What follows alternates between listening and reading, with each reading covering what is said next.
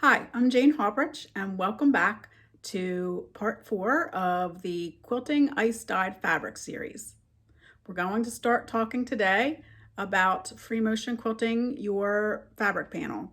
Now that we've gotten the ruler work laid down, we're going to go ahead and we're going to start the free motion. So let's get started. So we're going to go ahead and start with our free motion quilting on this. As you can see, I have quilted some of this out already, but I did leave some spaces that are undone, and we're going to talk about how I did the different designs. The first section that I want to talk about is this middle section here, where I did a grid work. Okay, so I did this grid work in here, and I want to show you how I marked for that grid work first. What I did was I'm going to show you on this piece of fabric here.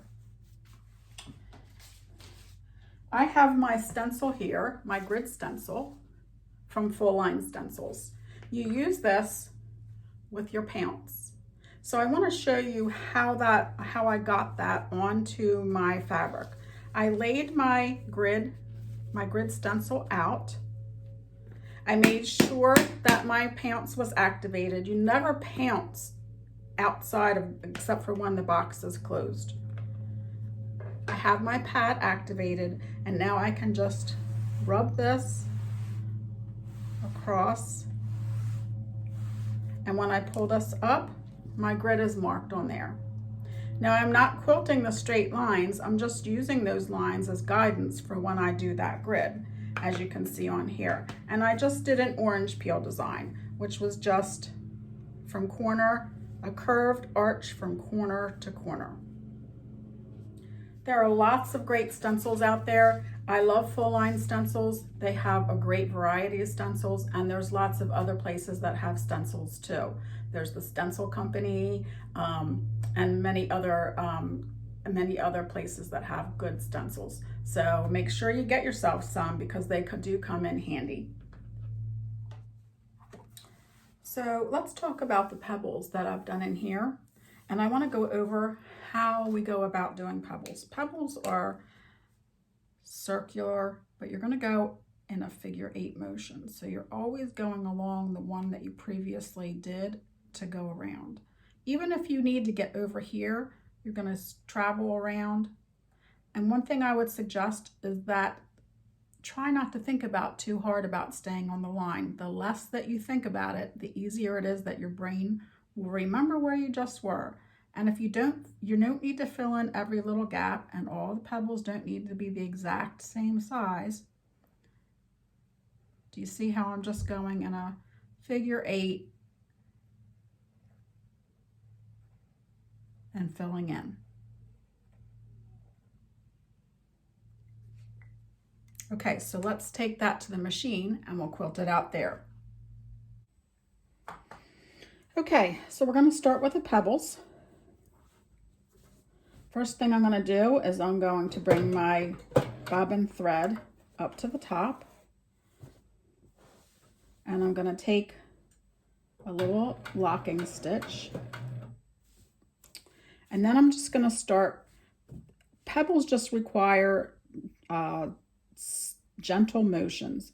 The other thing I'm going to do, I'm going to have my machine set in manual, but if you want to go and you want to use your regulated, I would put it in cruise, and I would bump your cruise speed up just a tad bit, and I would also bump your stitch count up to at least like maybe 13 or 14. That'll help your pebbles look more rounded. So here we go. So it's just nice, gentle motions.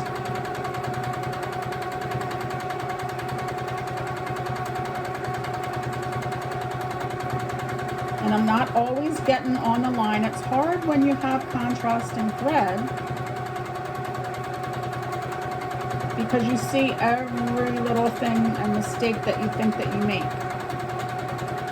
But when the whole thing is done, it really does look nice. So don't worry about it too much. I am not going to worry about any of this.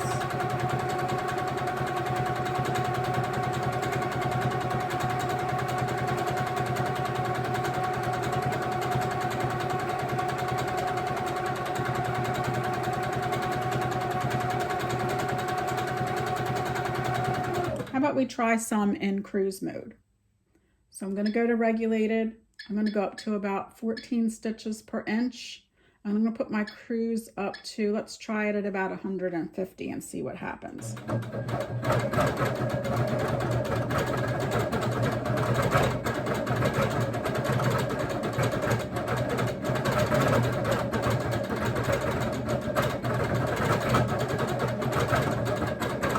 We're looking pretty good.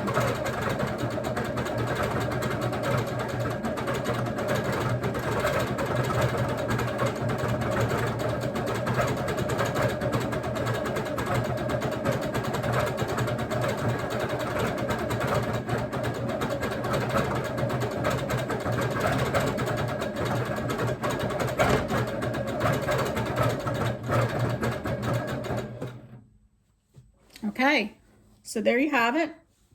We quilted all that in with pebbles. Didn't take very long, and they are not all perfect, but in the end they're not. It's okay. It's fine, and I'm okay with that, and you should be too. All right, so next thing we're going to move on to is some of the straight line quilting, and I'll be back in a minute.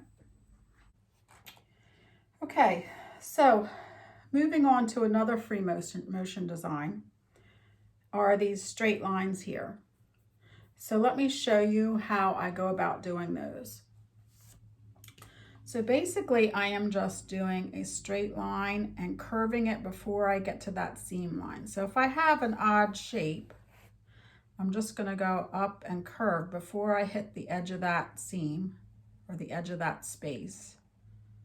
And I'm just going to extend them up into each of those spaces as I go.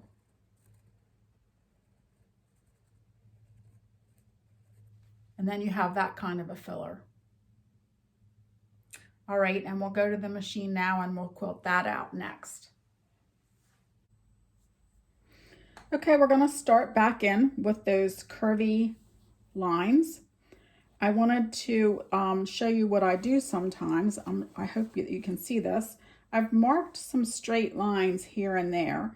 And what that does for me is it is a visual to help me keep my lines going in that direction.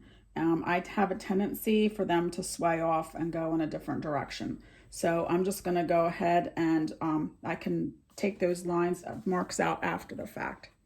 Also, if you didn't see me in an earlier one, I am using the Handy Quilter Sweet Spots.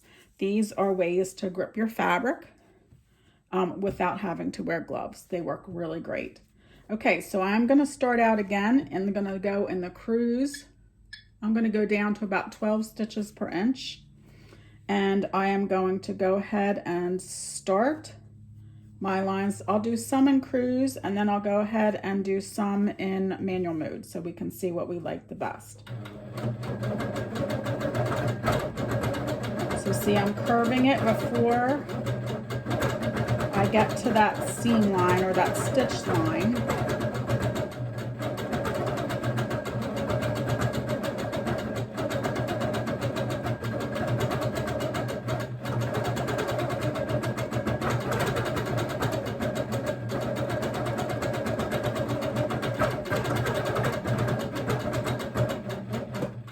Okay, and I'm going to switch to manual now.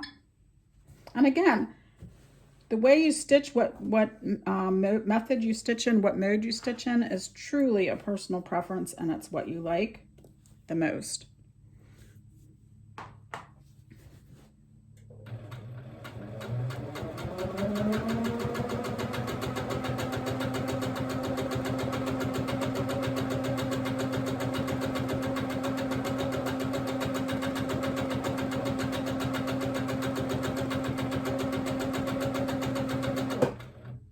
Okay, so now we've stitched that out. I think it looks pretty good. Either way works. And now we're going to move on to the C curves. Okay, the next filler I want to talk about is right here. I want to show you how I plan that out. And you can see over here in the section that I do need to quilt that I've drawn some lines out in here to give me, so I know which lines I want to quilt in first. and that way it keeps me on track. But basically what I do for that design is I start with some wavy lines.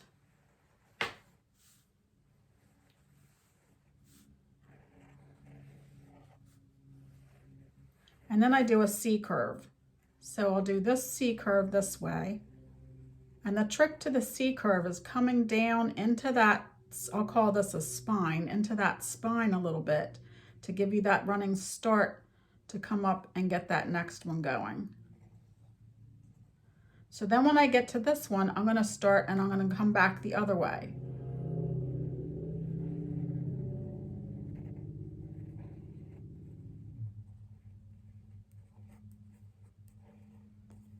And then on this one, I'm going to start going on this way. It's a great filler and it gives a lot of motion to your quilting. Okay, and we'll go to the machine and we'll quilt that out next. Okay, so I've gone ahead and stitched in these curvy lines here. Now we're going to fill it in with a C curve. So this side will just be the half one.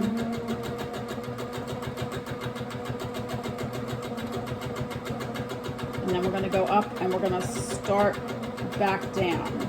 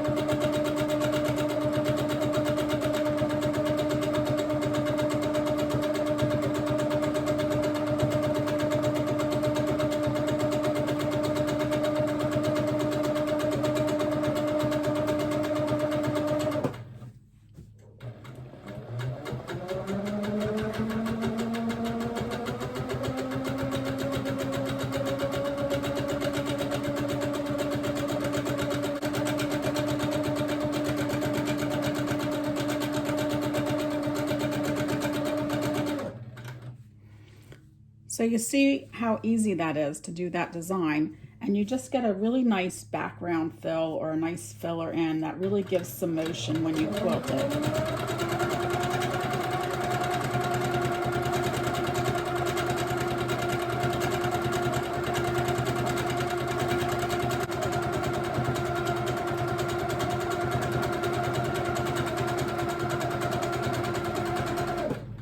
Okay, and that's all done on that section.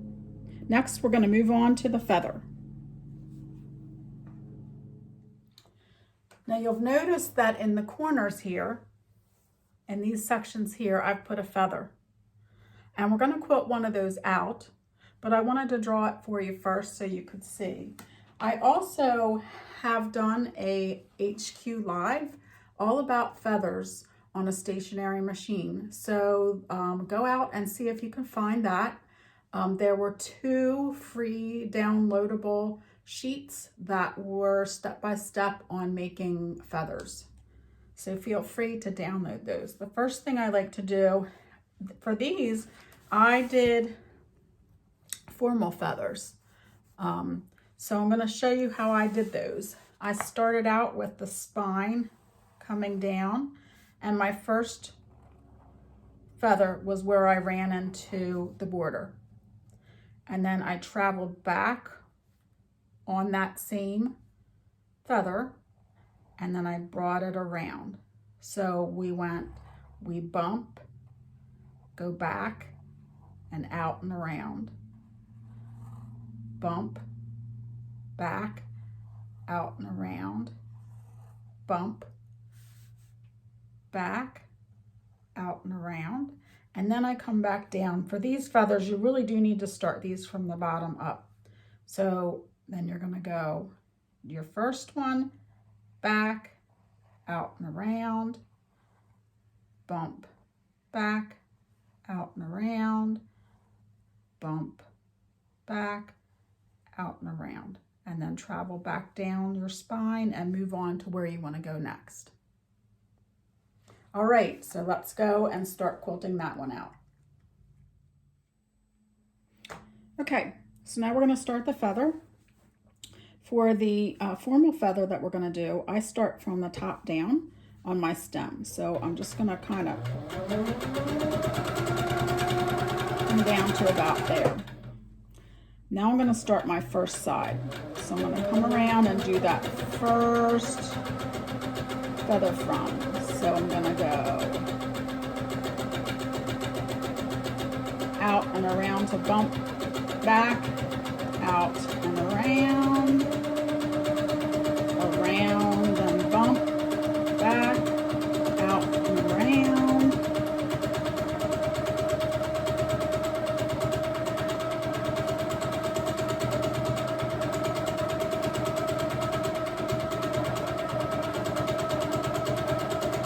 Okay, and then I'm going to come down. I'm going to try and hit that same spine if I can.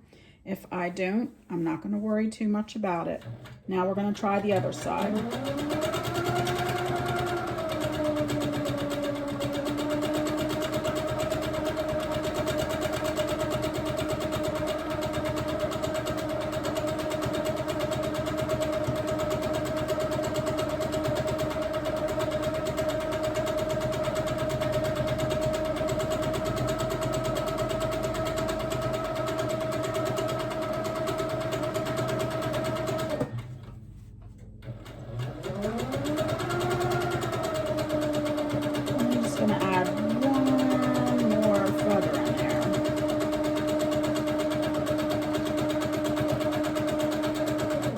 Down to the bottom, and there you go.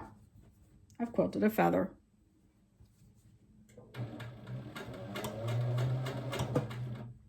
Now I'm just going to bring up my bobbin thread, and then I'm going to snip that, and we can go ahead then and we can move on to some of our background fill.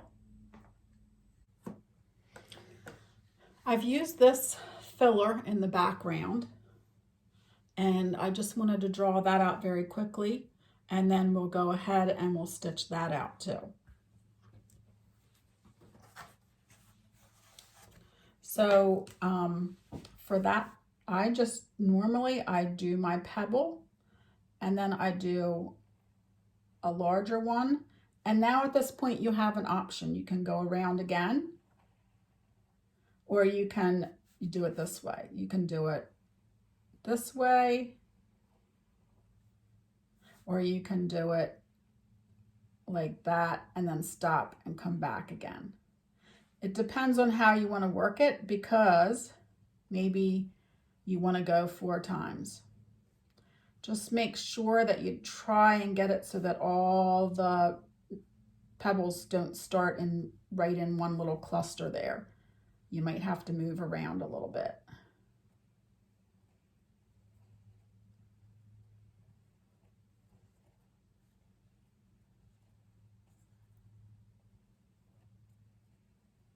And if you need to travel to another area, don't be afraid to just echo that and get over to your next area that you need to go to. I hope that helps. And now we're going to go stitch that out.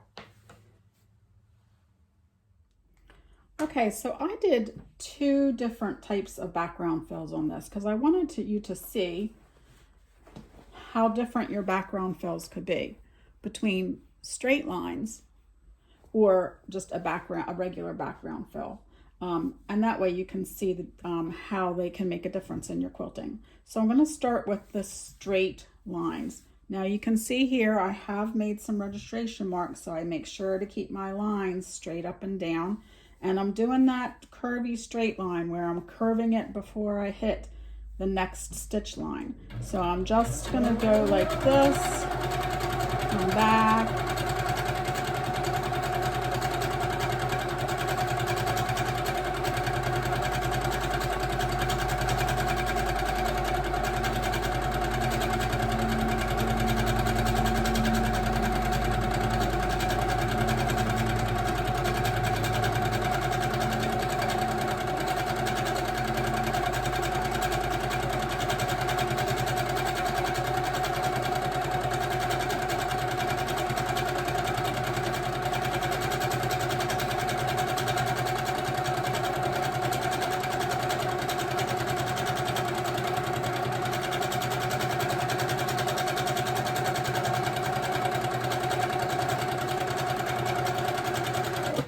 And if you notice, I'm using the edge of my foot or somewhere on my foot to kind of keep me in line with the previous line that was already stitched. So keep that in mind too. I'm going to go ahead and I'm going to keep on stitching, and we'll see how this finishes out.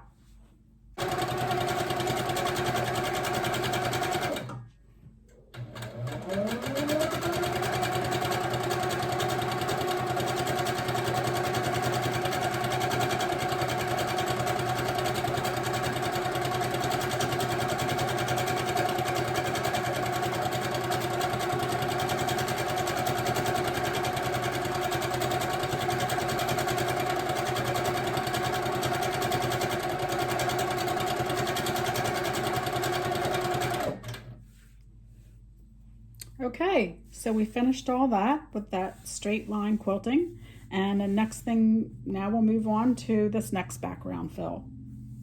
All right, so now we're going to try this next background fill, and I'll go ahead and start quilting it.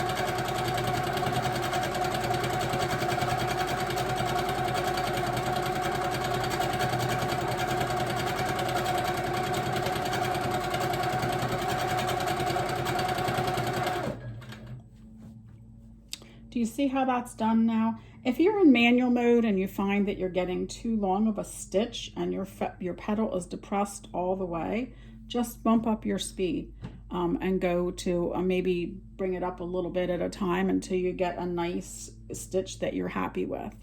And if you are doing these in regulated mode, make sure that you are in cruise and you are have maybe 13, 14 stitches per inch. That way you'll get a nice rounded circle there. Okay.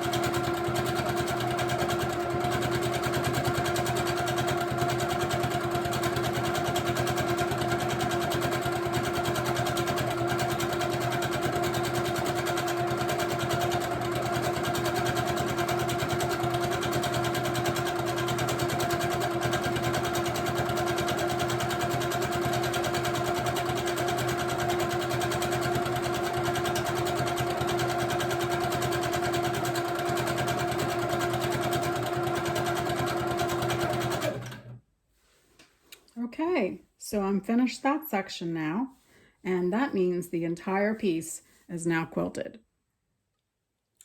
Okay, so now we have our entire quilted piece, and it has turned out fabulous. I really like the way it's turned out, and I hope that you'll take time to either try your hand at ice dyeing fabric, or you'll buy a piece of ice dyed fabric and give the designing and the quilting of it a try. Thanks for joining me, and have a great day. Happy quilting.